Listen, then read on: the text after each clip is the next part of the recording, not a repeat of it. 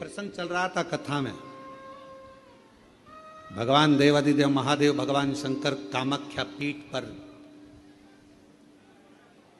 जहां जहां पर मां आद्य शक्ति सती के शरीर के टुकड़े हुए हैं, जहां जहां शक्ति पीठ बनी है, उन शक्ति पीठों पर शिवजी भ्रमण करते करते सती सती सती जय माता दी, जय माता दी, बोलो बोलो जय।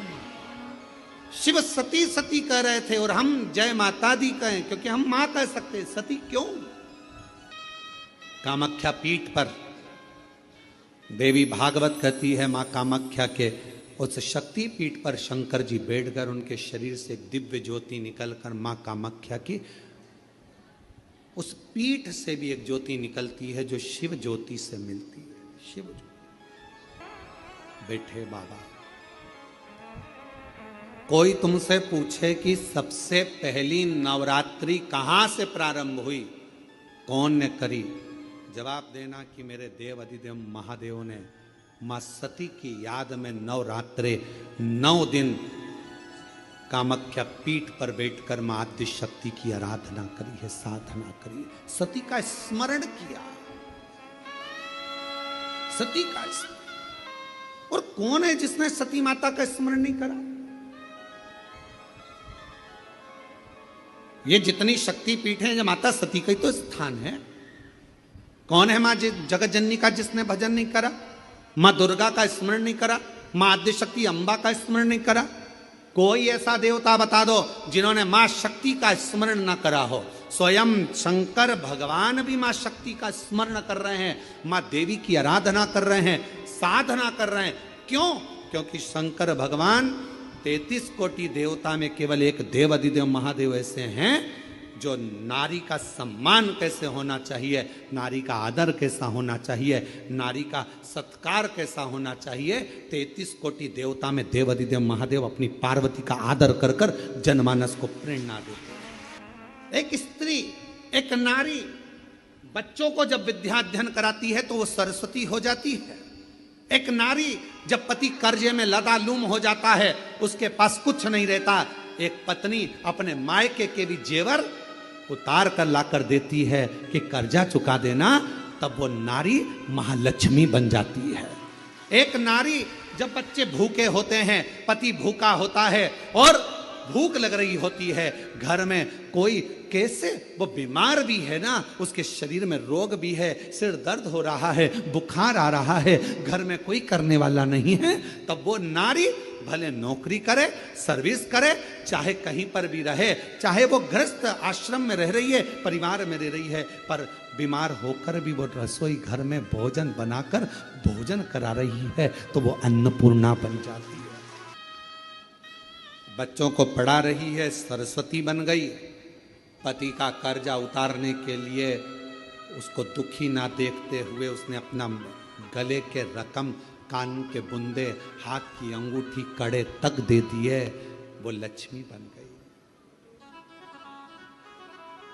बीमार होने के बाद भी वो भोजन बनाकर अपने बच्चों को, पति को, परिवार को खिला रही है, वो अन्नपूर्णा बन गई।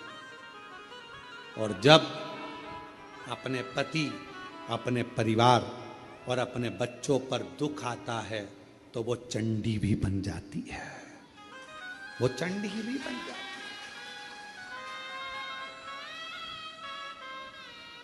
अब एक स्त्री, एक नारी तुम्हारे लिए इतना इतना कर रही है और संसार के लोग सोचे कि ये तो हमारे पांव की धूल है, तो वो नारी पांव की धूल नहीं है, वो स्त्री पांव की धूल नहीं है। ये शंकर जी समझा रहे हैं। अपनी धर्म पत्नी सती प्राण त्याग कर चली गई है, शरीर के टुकड़े हो गए हैं। कामाख्या पीठ पर मेरे शंकर भगवान उस सती माता के, मां जगत जननी के उस शक्ति पीठ पर, कामाख्या पीठ पर नवरात्रे तक, मां ने 9 दिन तक भगवान शंकर ने मां सती का स्मरण किया है, ज्योति से ज्योति को मिलाया, ज्योति से ज्योति को। ये नवरात्रे, ये भारत की भूमि पर सनातनियों के लिए, सनातन धर्म के लिए नवरात्रे काय के लिए आते हैं? ये नवरात्रे माँ दुर्गा की आराधना करने के, साधना करने के साथ में ये नवरात्रे आते हैं अपने भीतर की आत्म ज्योति को परमात्मा की ज्योति से, माँ जगत जननी की ज्योति से, आद्य शक्ति से, भवानी से, शिव से, इस भीतर की आत्म ज्योति को उस ज्योति से मिलाने के ये नवरात्र काय के लिए आते हैं? एक नारी का सम्मान करने के लिए। ये नवरात्र काय के लिए आते हैं? एक नारी के भीतर भी देवी की आराधना, शक्ति की साधना का प्रणाम करने के, नमन करने। ये नवरात्र काय के लिए आते हैं? एक छोटी सी छोटी लड़की में भी, कन्या में भी उस आद्य शक्ति मां जगत जननी दुर्गा उमा का दर्शन करने के। केवल नवरात्रे व्रत करने से पूर्ण नहीं होते हैं।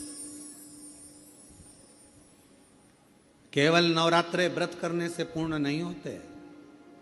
केवल नवरात्रे 9 दिन तक भूखे रहने से पूर्ण नहीं होते। केवल नवरात्रे नवरात्रि तक जागने से पूर्ण नहीं होते। केवल नवरात्रे